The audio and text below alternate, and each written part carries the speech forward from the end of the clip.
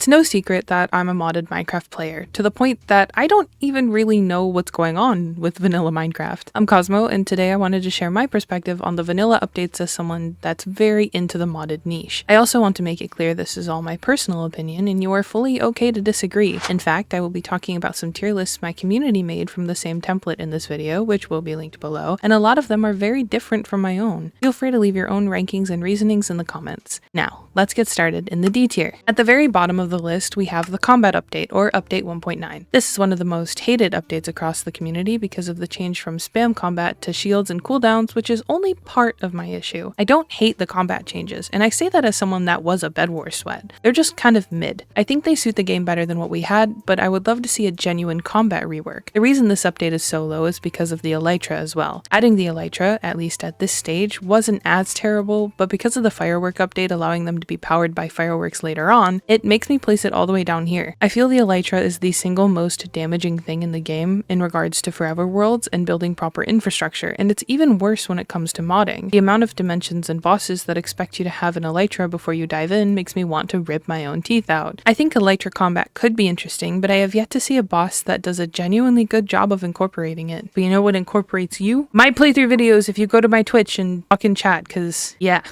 Sorry, that was a really bad transition. It's better for me to do call to actions earlier in the video, so if you are liking the video so far, or if you find that you like it later, you should like, subscribe, comment for the algorithm, and share it with your friends who also like Minecraft. I also have a Twitch, a Discord, and a bunch of stuff that you can check out in the description. You can also get these videos early if you join as a channel member, or if you sub to my Twitch, or if you boost my Discord, so thanks, bye. Above the combat update, I have the Frostburn update, or version 1.10. This update added some new blocks and some variants for existing mobs, such as the Husk and the Stray. The only reason it gets slotted higher in my opinion is because I like the variants it added, since they make the world feel more well-rounded, and because magma was added, though it didn't have its functionality yet, which contributes to it being further down as well. Looking through the community tier lists, this is the one that is consistently very low throughout all of them, which I find interesting. I think it's one of the most forgettable updates, which contributes to this. Ending off our D tier, we have the horse update, or version 1.6.1. Horses are almost completely useless in the game currently and are vastly outclassed by other modes of travel. I think the idea was super cool, and I like them being in the game for ambience reasons, but they definitely need to be looked at again. Starting us off in the C tier is Trails and Tails, or version 1.20. It is only this high because I love cherry groves and armor trims, and I'm always a sucker for new mobs. Plus 1.20.1 is a major modding version, but other than that, I feel most of the things that came with this update were a bit lackluster. The archaeology added in this update feels half-baked at best and isn't fun to interact with unless you have mods to enhance it. Because of that, I place it rather low despite really loving some of the other features in this update. Next, we have one I moved around a few times, which is the exploration update, aka version 1.11. This update added illagers, which is really cool. It also added return end island portals, shulker boxes, and curse enchantments. Again, I love a lot of what this update added, but because this is the update that also added the firework elytra combo and vexes, I dropped it down here.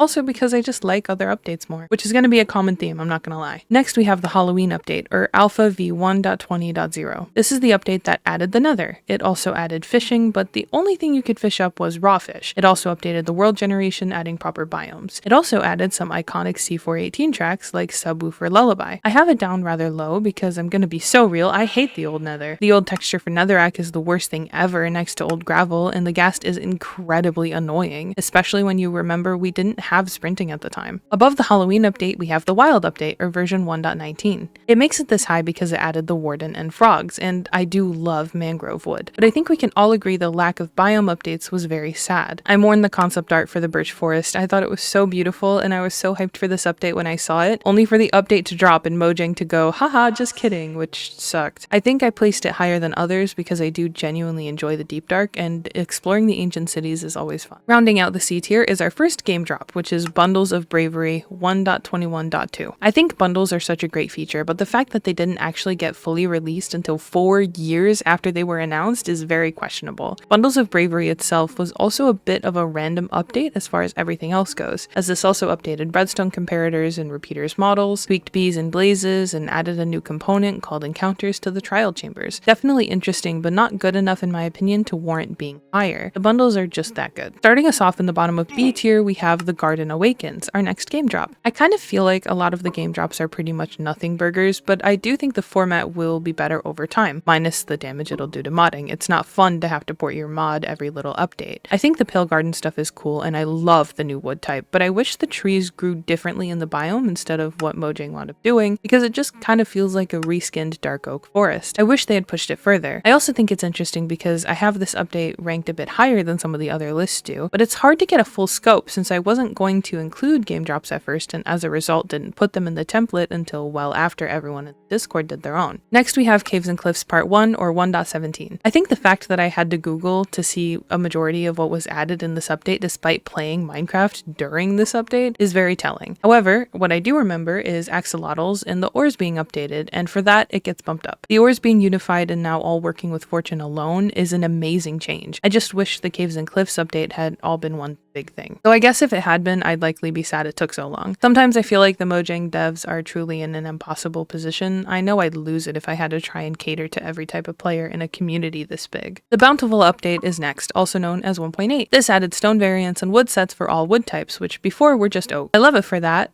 and I'm happy it was done. I think it's a nice update, but it goes here because I'm not really a builder and I like the other updates above it more. Speaking of, Chase the Skies, or 1.21.6 to 1.21.8, is kind of in the same boat. Though, as I've illustrated throughout this tier list so far, I'm a sucker for new mobs, and the gas stuff is so cute. It also has some sad lore implications. I would have put it lower, in low C perhaps, but this is being placed as high as it is because of the dialogue feature added. They work with data packs and open up some amazing doors for modders. I can't wait to see what's done with it. Next we have Bats and Pots, as well as Armored Paws, which are versions 1.20.3 to 1.20.6. I grouped these game drops together because they're both rather small and I have similar feelings about them. I love the armadillo, the new bat model, the wolf variants in armor, etc. It's mostly where it is because I like other updates more, though I love how alive the wolf variants make the world feel. Ending off B tier, we have the Adventure Update, or Beta 1.8/version 1.0.0. This is the update that added pretty much everything you associate with modern Minecraft, and I mean pretty much everything. Stone bricks, villagers, potions, the end, enchantments, sprinting, even hardcore and creative mode. It's a huge update, and for that I applaud it. I personally dropped it down because of what happened to a lot of the content. A lot of the systems introduced here are neglected in current Minecraft and desperately need a rework. This update introduced some huge changes, so it's pretty controversial as far as Minecraft goes, which is understandable. I personally do love modded Minecraft, and a large part of that is thanks to this update. Starting us off in the bottom of A tier, we have Village and Pillage, or 1.14. I love this update for a lot of reasons. Villagers are an interesting enemy, villages are much nicer now, and this was also a huge texture update for Minecraft. As much as I am nostalgic for the old ones, no, not you Netherrack, I do love the way a lot of the textures were redone. I feel like the game looks much better now, personally, and as much as I feel villagers are unbalanced as a result, this is also a sandbox game. And like it or not, villagers desperately needed a rework and are so much more pleasant to interact with now than they used to be. I do think they need to be rebalanced, but I'm thankful we aren't stuck with villagers pre 1.14. I also drop it down because this update made journeying to the Woodland Mansion kind of pointless. You can just use raids to farm totems. I do hope that gets changed. Next is the pretty scary update 1.4.2, which added the Wither, and I wouldn't put it this high if it was just that. This update added command blocks. Enough said. Tricky Trials, or 1.21, is a really cool update. I love the trial chambers, I love the thought that went into it, and I was super excited to see Mojang take a shot at adding a dungeon type structure. Adding an autocrafter was also insane, and I can only imagine the impact this has had on Redstone for 1.21. I think the Bogged looks cool as hell, and I love seeing them explore new weapon types too. The mace is super interesting, and I feel it opened the door for more interesting things to be tried out. The update that changed the world, 1.7.2, is also one that shaped Minecraft into what it is today. Almost every biome currently in the game was added, and so was Acacia and Dark Oak. Part of the reason this update is knocked down a bit for me is the rose becoming the poppy. RIP OG Rose. This one is definitely shined out by the world gen overhaul we got later on, Caves and Cliffs 2, but I'd be lying if I said it wasn't a foundational update. I find it interesting that it tended to be among the middle or lower ranks in the community tier list, but I think it is partially because it's an old update and a lot of people don't really know or remember what it added. Next, Mounts of Mayhem, or 1.21.11, which I am so excited about. I think this is so cool. New weapons, new mounts, the zombie horse finally getting properly implemented, all of it. I love new mobs, especially ones we can actually interact with. The Nautilus is so neat, and the camel husk looks really cool too. I'm so excited to try it when it comes out, but since it isn't out, I'm going to keep it here. Also because,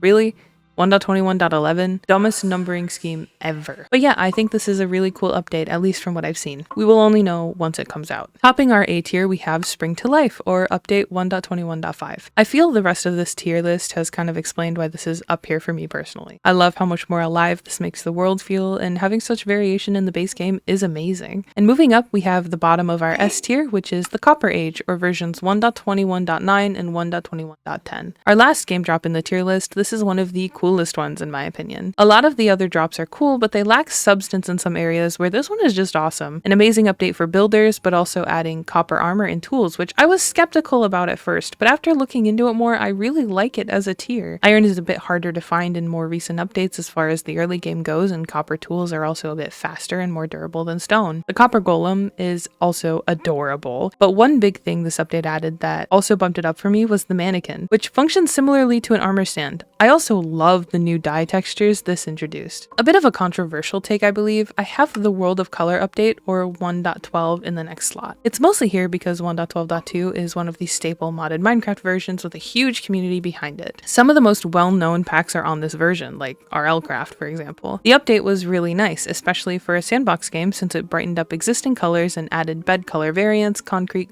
powder, glazed terracotta, and even parrots. Great update and a very strong modding community. Now, one I think will probably ruffle some feathers before I explain is Buzzy Bees, or 1.15. A lot of people don't like this update because, quote, it just added bees.